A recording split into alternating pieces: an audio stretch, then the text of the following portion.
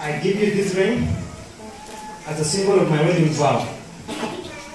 And with all that I am and all that I have, I honor and commit to you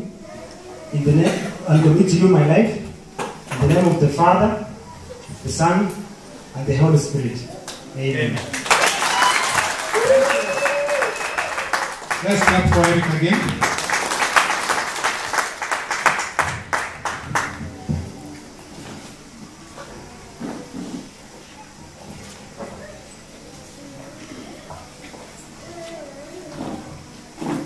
I give you this ring and sign as a symbol of my wedding vows. And with all that I am and all that I have, I honor and commit to you my life, to be true to you, to be joined to yours, in the name of the Father, the Son, and the Holy Spirit. Amen.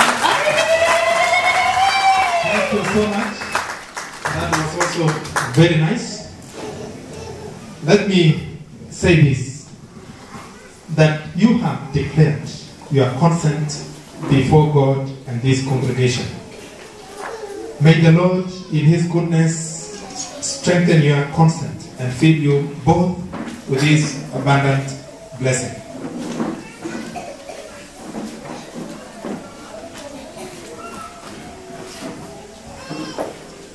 As the minister of God, I declare that those whom God has joined together, let no man or woman put asunder.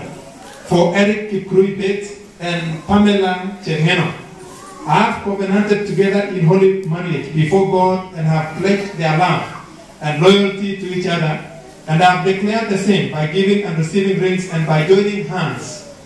I now pronounce them as husband and wife in the name of the Father, the Son, and the Holy Spirit. Amen. Amen. So, I have declared today that Eric and Pamela are now husband and wife. And so if there are those who have been waiting for Eric around this place, or Pamela, I want to tell you that look to another place. You are too late. Because I have declared this at 12:35 that they are now husband and wife. And because I have done so officially, I now want to ask Eric to receive his wife in his own style. And I give him permission to do that.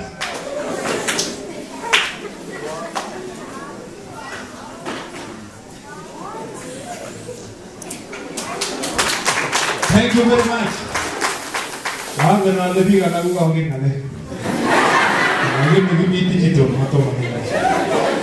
Very nice. So now we want to bless. We want to bless them. Maybe this one to be put aside first. I want some